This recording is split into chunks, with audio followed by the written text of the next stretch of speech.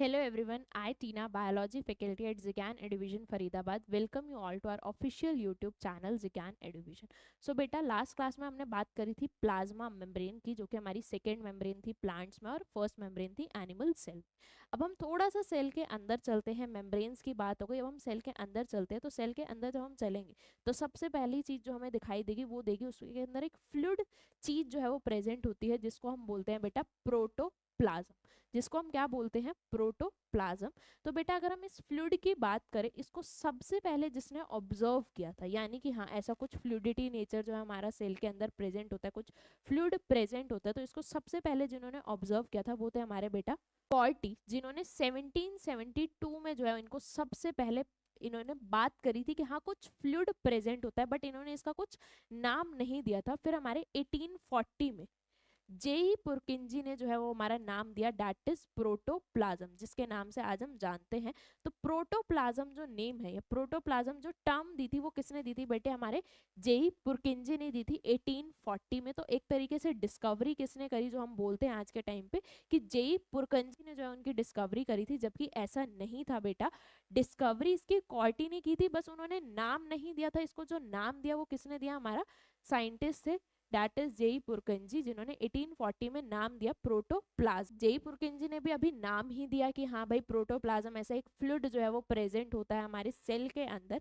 लेकिन ये जो प्रोटोप्लाज्म हमारा फिजिकल बेसिस ऑफ लाइफ है, जो हम आज के टाइम पे जानते हैं कि जितने भी हमारे सेल्स के अंदर रिएक्शन होती है वो सारी की सारी हमारी प्रोटोप्लाज्म के अंदर होती है। तो प्रोटोप्लाज्म एक तरीके से क्या है? फिजिकल बेसिस ऑफ लाइफ है। अगर प्रोटोप्लाज्म नहीं होगा, रिएक्शंस नहीं होंगी, रिएक्शंस नहीं होंगी तो सेल जो है हमारा वो सरवाइव कैसे करेगा? तो ये जो फिजिकल बेसिस ऑफ लाइफ है कि हाँ भाई हमारा प्रोटोप्लाज्म इतना ज्यादा इंपॉर्टेंट होता है, ये हमारा किसने बताया था बेटा? ये बताया था हमारा जूलिन हेक्सली ने। जूलिन हेक्सली थे जिन्होंने सबसे पहले प्रोटोप्लाज्म का फंक्शन बताया या उसकी इंपॉर्टेंस बताई कि कितना ज़्यादा इंपॉर्टेंट है हमारा प्रोटोप्लाज्म, कि उसके अंदर हमारी सारी रिएक्शन चलती है। एक तरीके से ये वर्कशॉप है जहाँ पे हमारे सारे की सारी मेटाबॉलिक रिएक्शंस चलती हैं।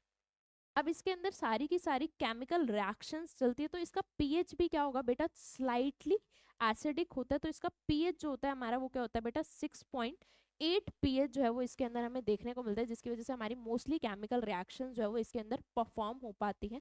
देन इसकी कंपोजिशन की बात की जाए तो ये हमारा बेटा वाटर एंड प्रोटीन का बना होता है, जो कि दोनों एक साथ मिलके क्या देते हैं? इसको कोलाइडल प्रॉपर्टी देते हैं। कौन सी प्रॉपर्टी देते हैं बेटा? Colloidal property. अब कोलाइडल प्रॉपर्टी क्या होती है भाई? हमें तो पता ही नहीं है कोलाइडल प्रॉपर्टी क्या होती है मैम। तो अभी उसके बारे में बताते हैं कि क्या कोलाइडल प्रॉपर्टी होती है। उससे पहले इसकी केमिकल कंपोजिशन क्या है बेटा? वाटर एंड प्रोटीन है। ये हमारा किससे बना होता है प्रोटोप्लाज्म? वाटर एंड प्रोटीन से बना होता है। अब अगर आप प्रोटोप्लाज्म में से न्यूक्लियस हटा दो, क्योंकि इसके अंदर सारे ही ऑर्गेनेली प्रेजेंट है, अगर आप प्रोटोप्लाज्म में से न्यूक्लियस हटा दो तो बेटा इसको हम बोलते हैं साइटोप्लाज्म। क्या बोलेंगे इसको हम? साइटोप्लाज्म। अब अगर आप साइटोप्लाज्म में से भी सारे ऑर्गेनेली रिमूव कर दो, सारे के सारे सेल ऑर्गेनेली, तो इसको हम क्या बोलेंगे बेटा? साइटोसोल बोलेंगे। ठीक है, तो ये साइटोसोल क्या है? अब ये सिर्फ फ्लूइड फ्लूइड प्रेजेंट है। यानी कि अगर हम प्रोटोप्लाज्म में देखें तो प्रोटोप्लाज्म में जो है हमारी वो दो तरीके की चीजें प्रेजेंट है। एक तो इसकी आउटर लेयर जो कि थोड़ी सी सेमी सॉलिड है, और एक इसका इनर है जो कि हमारा फ्लूइड प्रेजेंट है। तो बेटा इसका जो आउटर लेयर होता है उसको हम बोलते हैं एक्टोप्लाज्म। उसको हम क्या बोल रहे हैं? एक्टोप्लाज्म। ये हमारा जो है वो सेमी सॉलिड पार्ट होता है, जबकि जो अंदर फ्लूइड वाला पार्ट है उसको हम बोलते हैं एंडोप्लाज्म, जो कि कंप्लीटली लिक्विड है, फ्लूइड है, कोई सेमी सॉलिड नेचर इसका जो है हमें वो देखने को नहीं मिलती। ठीक है, इसको हम क्या बोल रहे हैं? एंडोप्लाज्म या फिर साइटोसोल। ठीक है, जो कि हमने यहाँ पे भी बोला कि खाली अगर फ्लूइड बच जाता है, सारे सेल ऑर्गेनेलीज आप रिमूव कर रहे हो, तो वो क्या है? आपका साइटोसोल है। तो इसलिए बेटा प्लाज्मा मेम्ब्रेन को जो है वो पॉली फेजिक भी बोला जाता है, क्योंकि इसके अंदर हमें दो तरीके के फेज देखने को मिल रहा है। एक थोड़ा सा सेमी सॉलिड एरिया और दूसरा हमें देखने को मिल रहा है कंप्लीटली फ्लूइड पार्ट। ठीक है, अब हम जो बात कर रहे थे कि वाटर एंड प्रोटीन इसको क्या देते हैं बेटा? कोलाइडल प्रॉपर्टी देते हैं। तो कोलाइडल प्रॉपर्टीज असल में क्या है, इसके ऊपर पूरा एक चैप्टर है, लेकिन हम थोड़ा सा आपको शॉर्ट में बता देते हैं कि कोलाइडल प्रॉपर्टीज क्या होती है। कोलाइडल प्रॉपर्टी में सबसे पहली जो प्रॉपर्टी आती है दैट इज ब्राउनियन मूवमेंट, यानी कि कॉन्टिन्यूस कुछ ना कुछ मूवमेंट होते रहना किसी भी चीज के अंदर, जब कॉन्टिन्यूस कोई ना कोई मूवमेंट हो रही है तो उसको हम क्या बोलते हैं, ब्राउनियन मूवमेंट बोलते हैं। अब आप सभी को पता है कि प्रोटोप्लाज्म के अंदर कॉन्टिन्यूस कुछ ना कुछ मूवमेंट्स होती ही रहती है, जिसको हम प्रोटोप्लाज्मिक मूवमेंट भी बोलते हैं, क्योंकि इतनी सारी केमिकल रिएक्शंस चल रही हैं तो इसके अंदर मूवमेंट्स तो होती रहेंगी, तो उस मूवमेंट्स को हम क्या बोलते हैं बेटा, प्रोटोप्लाज्मिक मूवमेंट बोलते हैं। आप सभी को पता है प्रोटोप्लाज्म के अंदर मूवमेंट होती है जिनको हम क्या बोलते हैं, प्रोटोप्लाज्मिक मूवमेंट, और ये भी हमारी दो टाइप की होती है। एक होती है हमारी रोटेशन, दूसरी होती है हमारी सर्कुलेशन। रोटेशन यानी कि अपनी एक ही जगह पे ऐसे ऐसे ऐसे ऐसे रोटेट करते जा रहे हैं, जबकि सर्कुलर क्या होता है कि पूरी बॉडी में इधर से उधर घूम रही हैं चीजें। अब हमारी बॉडी में क्या होती है, रोटेशन होता है ब्लड का या फिर सर्कुलेशन होता है, यस सर्कुलेशन होता है भाई। रोटेशन एक ही जगह पे तो ब्लड नहीं घूमता रहता है, पूरी बॉडी में ऊपर से नीचे जो है वो घूमता रहता है, तो हमारे अंदर ब्लड का क्या होता है, सर्कुलेशन होता है। लेकिन जो हमारे सेल्स होते हैं उनके अंदर हमें दोनों ही प्रोटोप्लाज्मिक मूवमेंट देखने को मिलती है, रोटेशन भी और सर्कुलेशन भी। जैसे अगर हम सेल्स ऑफ वर्सनली की बात करेंगे तो वो क्या करती है, हमारी सेल्स ऑफ वर्सनली हमारी जो है वो रोटेशन मूवमेंट शो करती है। वहीं सर्कुलेशन की बात करें कि सर्कुलेशन कहाँ पे देखने को मिलते हैं, स्मॉल वेक्यूल्स होते हैं उनके चारों तरफ जो हमारी वो चीजें घूमती रहती हैं पूरी, तो उनको हम क्या कहते हैं, उस मूवमेंट को हम क्या कहते हैं, सर्कुलेशन मूवमेंट कहते हैं। तो पहली प्रॉपर्टी जो हमारी कोलाइडल से रिलेट करती है प्लाज्मा मेम्ब्रेन की, दैट इज ब्राउनन मूवमेंट, कि इसके अंदर कॉन्टिन्यूस मूवमेंट होती रहती है मॉलिक्यूल्स की। दूसरी जो प्रॉपर्टी जो हमें प्लाज्मा मेम्ब्रेन के अंदर देखने को मिलती है, दैट इज टिंडल इफेक्ट, यानी कि कोई भी चीज आप इसमें से पास कराओगे, कोई भी लाइट आप इसमें से पास कराओगे तो वो डिस्पर्स हो जाएगी। ये हमारे कोलाइडल नेचर की प्रॉपर्टी, और यही हमें किसको देखने को मिलती है, प्लाज्मा मेम्ब्रेन के अंदर देखने को मिलती है।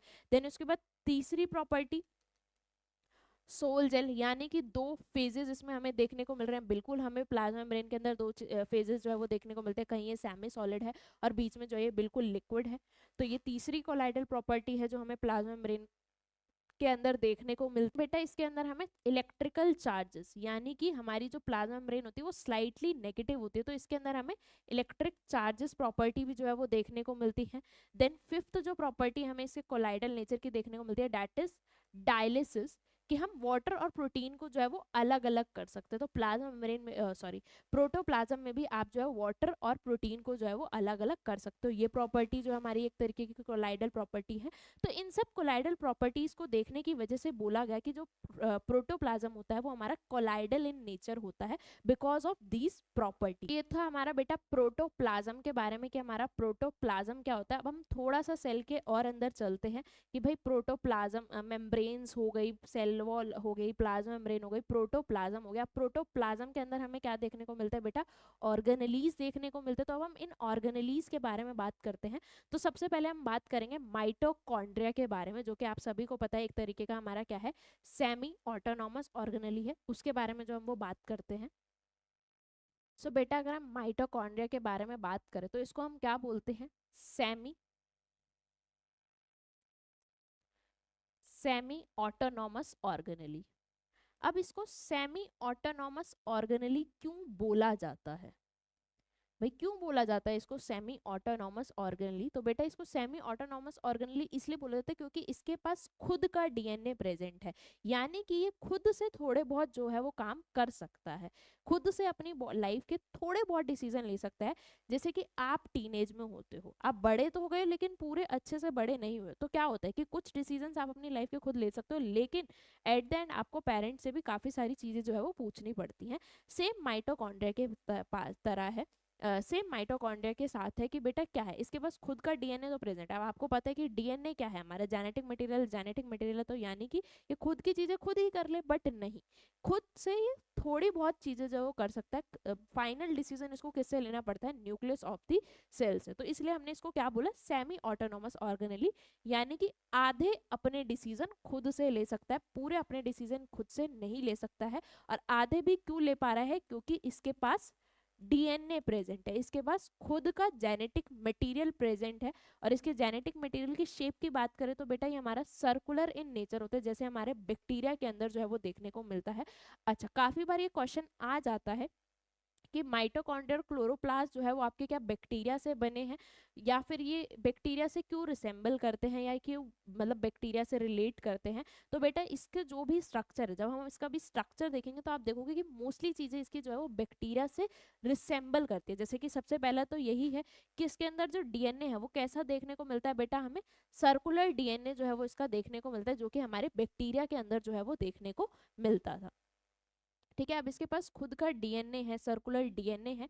देन ये बेटा आपकी जो डिवीजन करता है वो कैसी करता है, बाइनरी फिशन। अगेन ये हमारे बैक्टीरिया भी ऐसे ही डिवीजन करते थे, बाइनरी फिशन जो है हमें वो देखने को मिलती थी। देन इसके पास बेटा दो मेम्ब्रेन प्रेजेंट होती है, एक होती है हमारी आउटर मेम्ब्रेन, दूसरी होती है हमारी इनर मेम्ब्रेन। अब इसकी जो इनर मेम्ब्रेन है बेटा उसके अंदर जो है हमें फोल्ड्स देखने को मिलते हैं, उसके अंदर हमें इन फोल्डिंग्स देखने को मिलती है, जिसको हम क्रिस्टी या फिर ट्यूबुलिन बोलते हैं, जिसको हम क्या बोलते हैं, क्रिस्टी या फिर ट्यूबुलिन।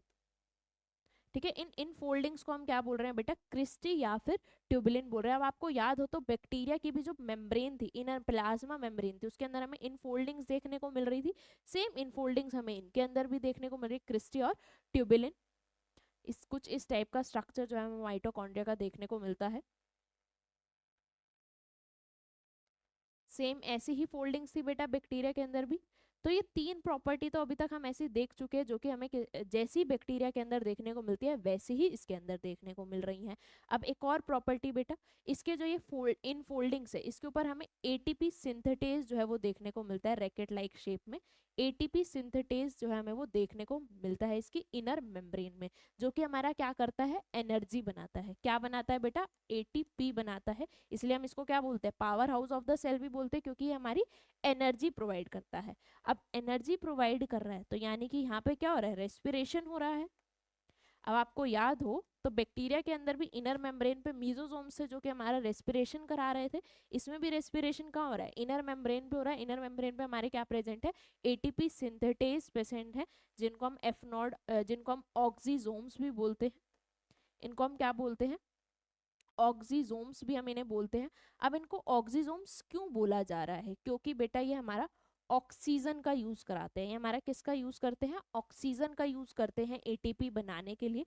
बेसिकली जो हमारी लास्ट रेस्पिरेशन की चेन होती है, that is electron transport system, वो हमारा यहीं पे चलता है। उसका जो लास्ट स्टेप होता है रेस्पिरेशन का वो यहीं पे होता है, और वो with the help of oxygen होता है। अब with the help of oxygen हो रहा है तो हम इसको क्या बोल देंगे बेटा, एरोबिक रेस्पिरेशन। सो माइटोकॉन्ड्रिया किसके लिए रिस्पॉन्सिबल होता है बेटा, आपका एरोबिक रेस्पिरेशन के लिए। जो लास्ट स्टेप है जिससे आपका फाइनली ग्लूकोज से एनर्जी निकलती है, ईटीएस, वो कहाँ पे हो रहा है, माइटोकॉन्ड्रिया के अंदर। और वो किसकी हेल्प से हो रहा है, ऑक्सीजन की हेल्प से हो रहा है। इसलिए एरोबिक रेस्पिरेशन कहाँ पे हो रही है, हमारी माइटोकॉन्ड्रिया के अंदर। सो माइटोकॉन्ड्रिया हमारा एरोबिक रेस्पिरेशन के लिए जो है वो रिस्पॉन्सिबल होता है। सो अब ये एरोबिक रेस्पिरेशन के लिए रिस्पॉन्सिबल है, ठीक है। तो इसके अंदर क्या क्या ऐसी चीजें प्रेजेंट है भाई, खाली ऑक्सीजन से तो हमारी रेस्पिरेशन नहीं हो जाएगी, काफी सारे एंजाइम्स की रिक्वायरमेंट होती है। तो बेटा इसकी जो आउटर मेम्ब्रेन है इसमें अलग एंजाइम्स प्रेजेंट होते हैं, इसकी जो इनर मेम्ब्रेन है उसमें जो हमारे वो अलग एंजाइम्स प्रेजेंट होते हैं। कुछ एंजाइम्स जो हमारे वो मैट्रिक्स में भी प्रेजेंट होते हैं।